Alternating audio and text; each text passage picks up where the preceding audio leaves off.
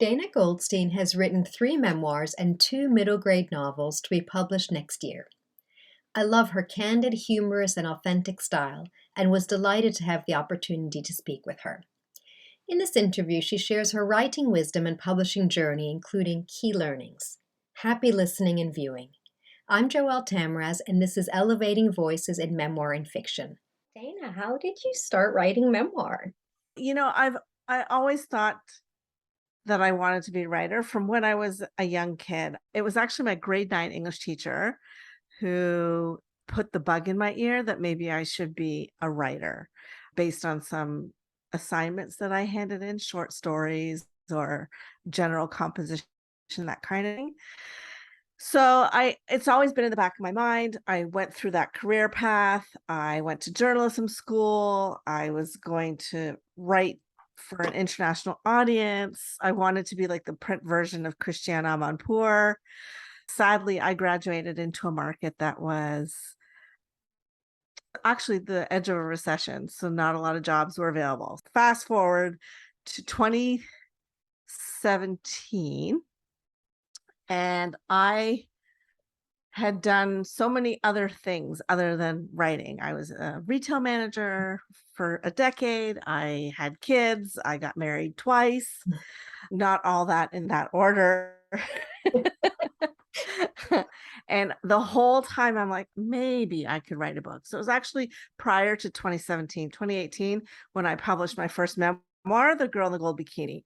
And how that came about was I just promised myself at the end of 2016 that I was going to get back into writing. I had joined an online community of moms, and it was back in the early days when we had bulletin boards to communicate. It was local here to Calgary moms from newborns right through to teenagers. Every topic you wanted to talk about, you could. And then after about 1.5 years in these boards, I thought, I'm just going to start a thread for myself and just write some stories about parenting and my experience. And the response was so overwhelming. I had titled it, Makeup is Always One Size Fits All. And I talked about the new mom trying to lose the weight or trying to wrap my head around being a mother of 2 under 2 and everything that came with that. So that was like the nugget for me starting to get back into writing again. And that was about 2006 or 7. So it took 10 years for me to actually sit down at my computer and start writing something that was eventually going to be a book. At the end of 2016, that was my one resolution, that I was going to write a book. I didn't know what it was going to look like. I didn't know if it was going to be fiction or nonfiction. But I remember on January 5th, 2017, I opened up a brand new document on my laptop and just thought, all right, what do I want to write about today? And the first thing that came to my mind was how when I was 10 years old, I had this gold bikini that I loved. I had it from like 8 years old to 10 years old, and I loved it. And at the time, didn't know that I was like a little chubby. It didn't matter to me. I felt like a princess. I felt like a movie star, actually, in the shimmering gold bikini, 1970s. What can I say? And I just wrote about how I loved that bikini and how that was the last time that I actually felt comfortable in my own skin. And it was before people started telling me what I should and shouldn't wear. And my mother was the one who bought me the gold bikini and then turned around and said 2 years later, you shouldn't be wearing that. You shouldn't be wearing a gold bikini. You're too, I don't know if she used the word chunky or chubby or whatever. Mm. So that was a pivotal point for me in my life and in my writing. It was like, that's the story I'm going to start with. It's not even the first chapter in the final book. And that's a powerful image. I just read that book. Oh, thank you. I did a circular round through your books. I read your last 2 in order and then came back to The Girl in the Gold Bikini, and I loved it. Thank you. Very personal, and all your memoirs are, but that one, it hit so many personal notes. And poignant moments and the open end. And of course, it leaves room for a follow-up. And people asked me after that book was published, okay, when's the next part coming out? And that Yeah. was never my intention. But as a memoirist, I just can't stop the voice. Whatever happens to come out of me next, which happened to be the book about menopause, Mm. was the next one. And then when I finished that one, I was like, all right, what's next? What am I going to write about next? And I couldn't stop thinking about the 10 years that I sucked as a retail manager. And I thought, oh, there's some good stories in there. I just wanted to tell them. Mm. So I went from like this, like the girl in the gold bikini, which is pretty general as a memoir. Like, well, a lot of people can relate to a lot of the stories in there, to very niche, Yes. so menopause, to even smaller niche of a retail world. But it's incredible that you've hit on these very specific yet different topics. And they are niche compared to your first one. However, menopause is going to happen to all 50% of the population. And then retail, we've all gone into a store, bought something, perhaps worked in retail. So you are hitting these very, very focused Yeah. topics. And Yeah.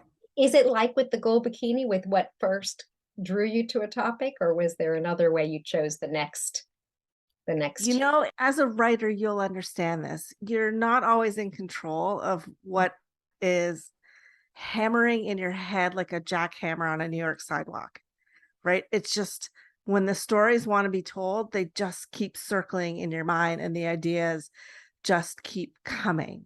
And Yeah. it's whether you're writing fiction or nonfiction, it's the same. You're on the right track when you're super excited to sit at that keyboard every day. And let me just say, not every day is glorious words flowing, magic coming from my fingers. That is not the case at all.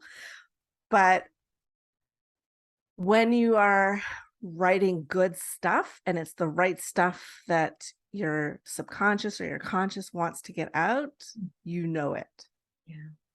The Girl in the Gold Bikini was published in 2018, and Murder on My Mind was published in 2020. So after I published The Girl in the Gold Bikini, I was doing events. I was keynote speaker at some events.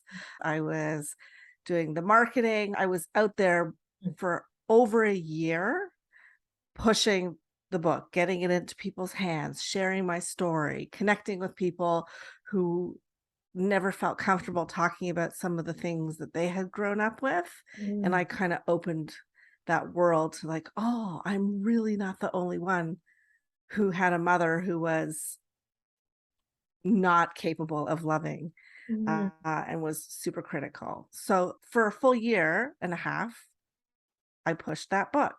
And the whole time I'm thinking, okay, what's next? What's next? And it's really hard when you write a memoir.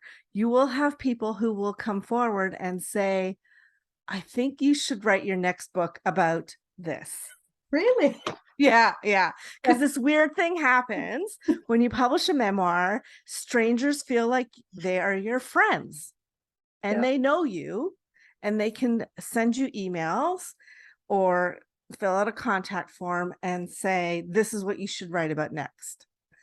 That's a compliment in a way that they feel so connected to what you wrote that they can now say, Dana, let me give you what I'd like Yeah, to let hear me more about. absolutely. I agree with you. It's a total compliment. But I'm just like this one girl who just writes some stories. But the menopause one then came to you not from one of those contact forms. I think what happened with the menopause book was because the way I have to process is I have to plant the seed in my brain and then just go do other things.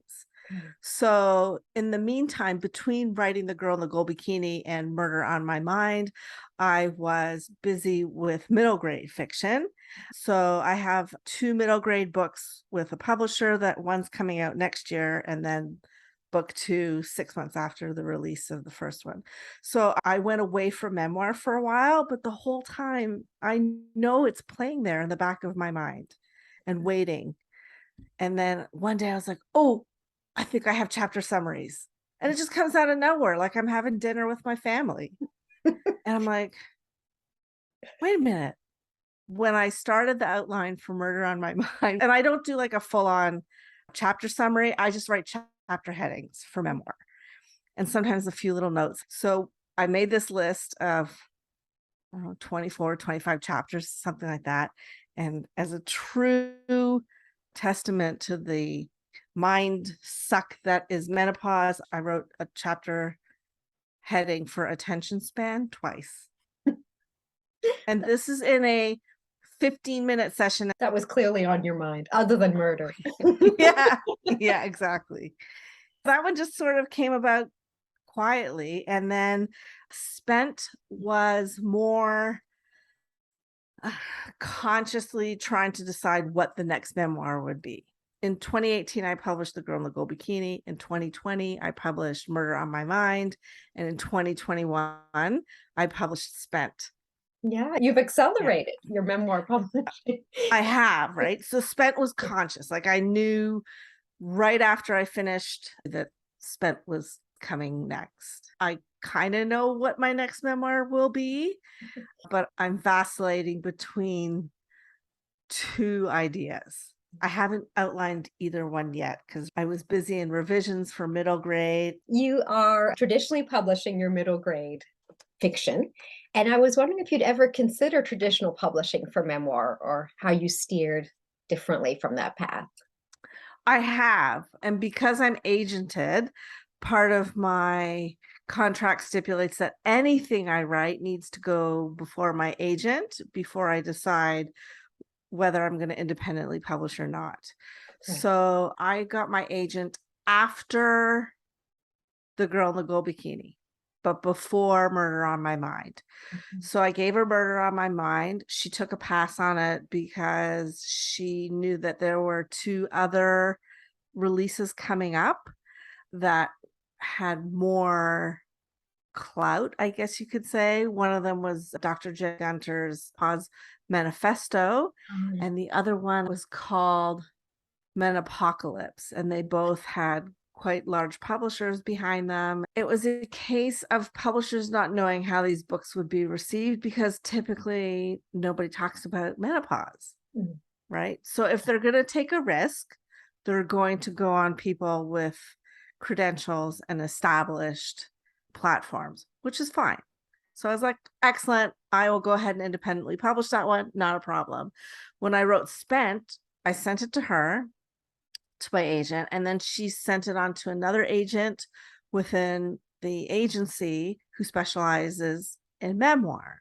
And while she loved the story, she didn't feel she could sell it because who's the audience? That was her question. Who's the audience? And my answer was, I don't really care who the audience is. You're not ever supposed to say that, right?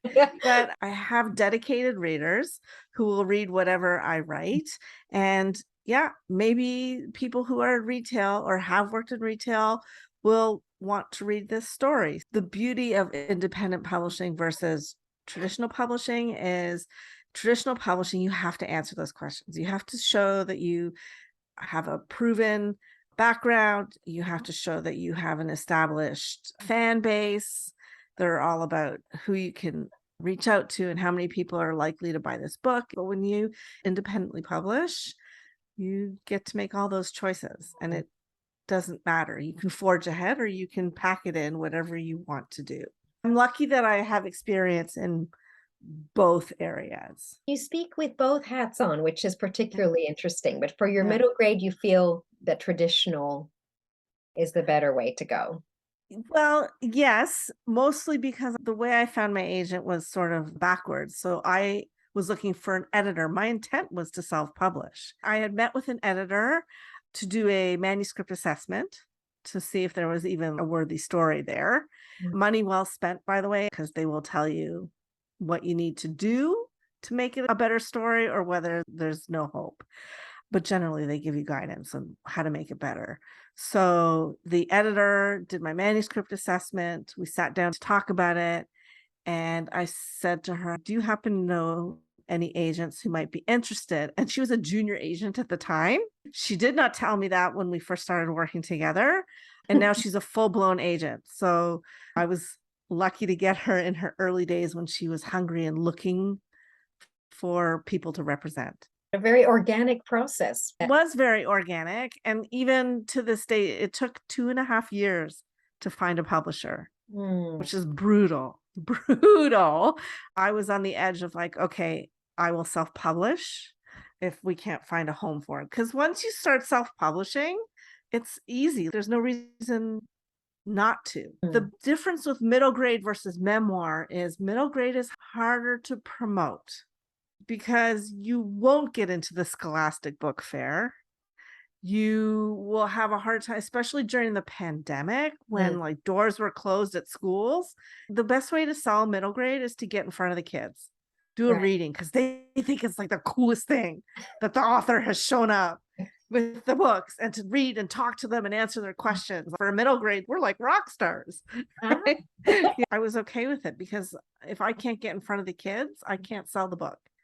So I was okay to wait to see I what see. would happen. Yeah, we signed the contract in 2021 with a 2023 pub date.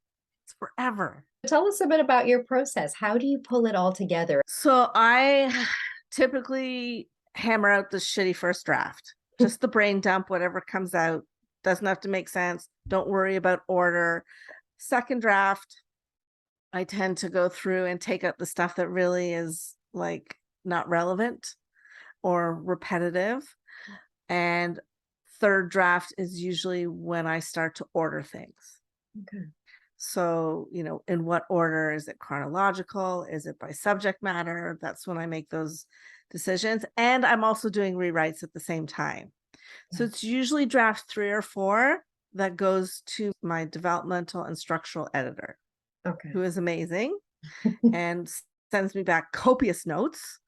And I would say I act on 90% of the things that she tells me to do. And then once that draft is done, it goes off to the proofreader who goes through it again. So generally in independent publishing, around 7 drafts before the book is ready to go. I don't hire a book designer until I know my drafts are done. Okay.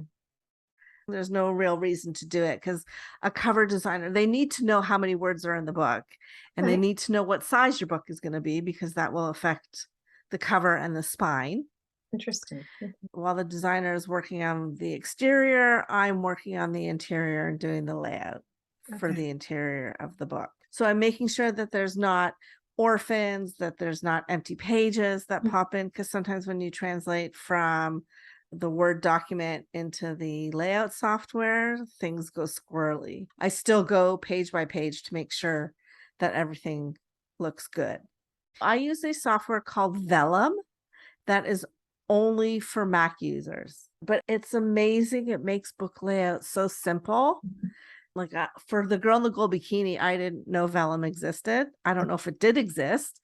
And I hired a graphic designer to. So there are people out there who do interior layout. If you're like, yeah, I'm not into that, I don't want to do it. And then get the ISBN numbers for all the versions I want to put out, which is typically paperback, audio, and ebook. And then once the cover is in, I'm ready to go. You make it Yeah. sound easy. Okay, I'll tell you, my first book, I was terrified. Like there were so many things to do. I had lists. Unfortunately, I had a colleague and a friend who was also writing her first book at the same time. So we would spend days in the library making lists of all the things that we had to do, and we split the tasks. So yeah, figuring out like if you're going to sell on Amazon, you need to have the right tax numbers. If you're a Canadian selling on Amazon.com, you need US tax numbers, which requires calling the IRS and finding the right person who knows what you're talking about. It's not quite so complicated if we're selling like on Amazon.uk. I think that's still part of the Commonwealth. But if you're a Canadian selling on Amazon.com, there's tax information that you need to submit. What was a learning you can share in terms of something you would recommend for someone new to self-publishing memoir or independently publishing memoir? Be realistic with the deadlines. Don't rush it. You will be at the mercy of time, not always your own. If you have and I hope you absolutely have hired editors, you're on their calendar. So it's the editor's timeline, it's the proofreader's timeline, it's the cover designer timeline, and then depending on when you publish your book and what's going on in the world, it can take some time for you to even get a proof if you're self-publishing. And you can't publish your book, or you shouldn't publish your book until you've looked at that proof in your hand to see what the book physically looks like, and to make sure that the printing is fine. Like there's no blank pages and there's no weirdness happening within the printing of the pages. This is the funny thing. The world has not been waiting for your book. The writing community, who has been with you through the journey as you are like tweeting about what you're doing, we're waiting. But the rest of the world is not. So make it right at a reasonable pace. Okay, that's a good advice. Did you use an assisted printing service? All my independently published books are print on demand.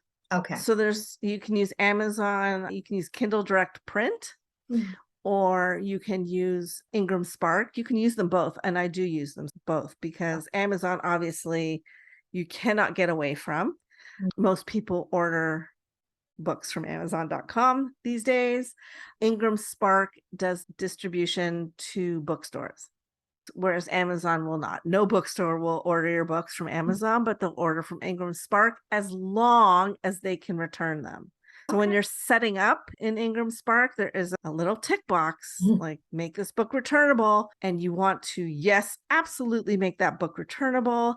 And yes, you want Ingram Spark to destroy those returns. And there's two reasons for that. Number one, bookstores won't buy books if they can't return them. And number two, you don't want Ingram Spark to ship those returned books back to you because it will cost lots of money. It's cheaper for them to just bill you for the cost of the book and destroy it. That's an unfortunate but good tip. Yeah. So not a lot of independent authors realize that, and they figure, oh, I'll just have my books sent back to me and then I'll have stock in my house. Well, now that book that you could have made some money on is now costing you, like, instead of you making $10, it's now costing you $15. How did you go about creating your audiobooks for your memoirs? Well, I did it myself between 2018 and 2021. When I did the files for Spent, the platform has changed for the better. So ACX, which is Audible's / Amazon platform, is where you would upload and manage your audiobook. So when I did The Girl in the Gold Bikini in 2018, there were so many hoops to jump through. There were so many technical requirements. I was fortunate because my work was video production. So I was already familiar with the terminology around audio. The best place I found to record was either my bedroom closet or my travel trailer, just because of the closed-in spaces meant there wasn't a lot of echo in the room. So those turned out to be the great places. And then the platform got better, microphones got better, and by the time I recorded Spent, I could do it in my office. So I recorded every bit of the audiobooks all by myself. When you write memoir, I feel that that is the expectation. I would imagine that reading your own work, not stumbling over words, would be quite tiring. How did you get through that? Was it a case of taking it bit by bit, or did you have an approach? Yes, I hated every minute of it. It is extremely time consuming because we read at a faster pace than we read out loud. And when you are recording your audio, your mouth will get tired, your dog will bark, your child will flush the toilet and water will run through the pipes in your house. So you're constantly stopping and starting, and then you have to edit out everything that you don't want in there.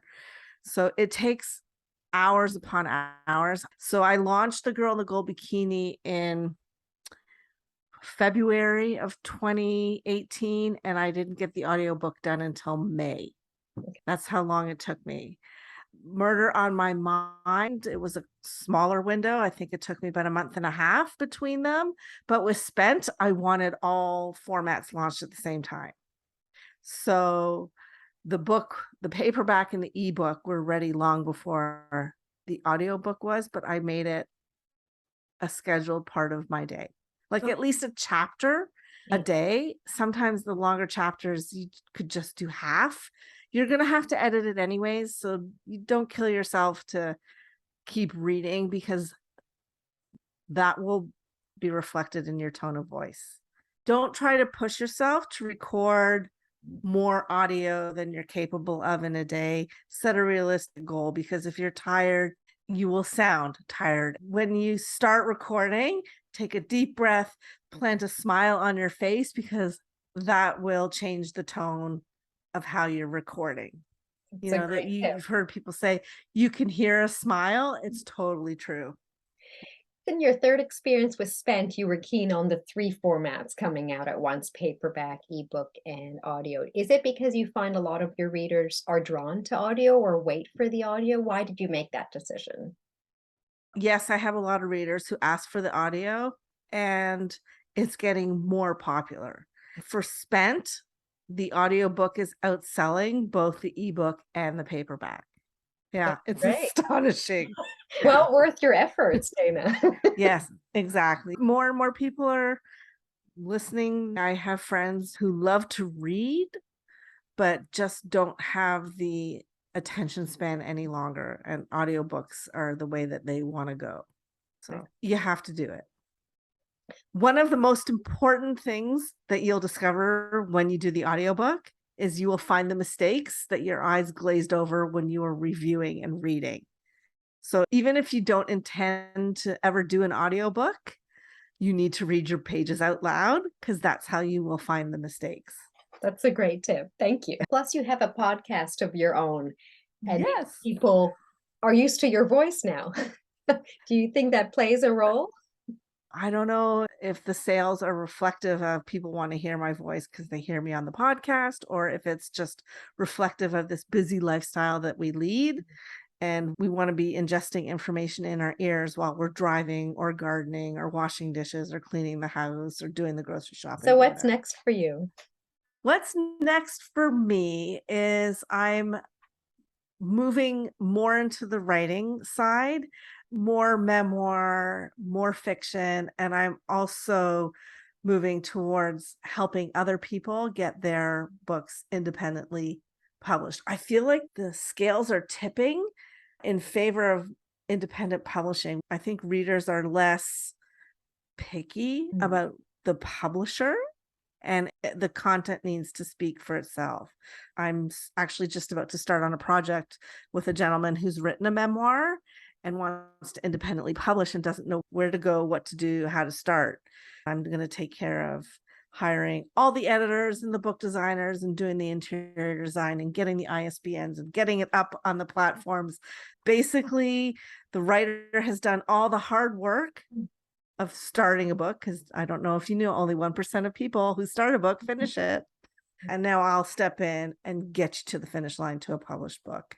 I think that's a fantastic idea, and you will find clients there because it's a daunting process. It's easy to get overwhelmed with all Yes, the things that have to do. I mean, you're like, I wrote the book. What more do you want from me? and all these other steps may not be, as intuitive as the writing, which is hard enough. I want to turn the question to you. Are you independently publishing or looking for a traditional publisher?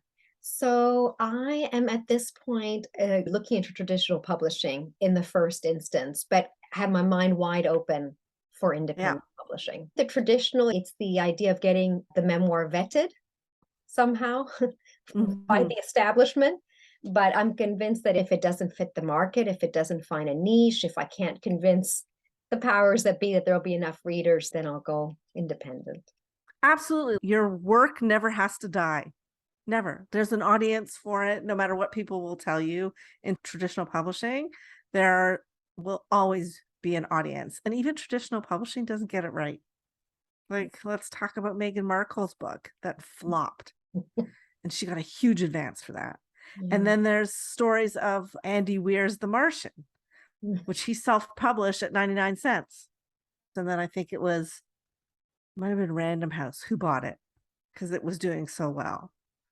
So there's always opportunity to get your story out there, right? Yes. And then there's authors like Brandon Sanderson, who did a Kickstarter. He's a science fiction fantasy writer, quite prolific.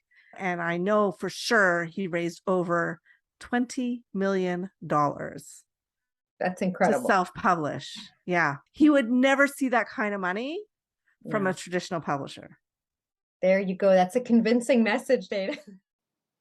If you enjoy this interview and would like to hear from other fiction and memoir authors, please consider subscribing to my YouTube channel. Thank you.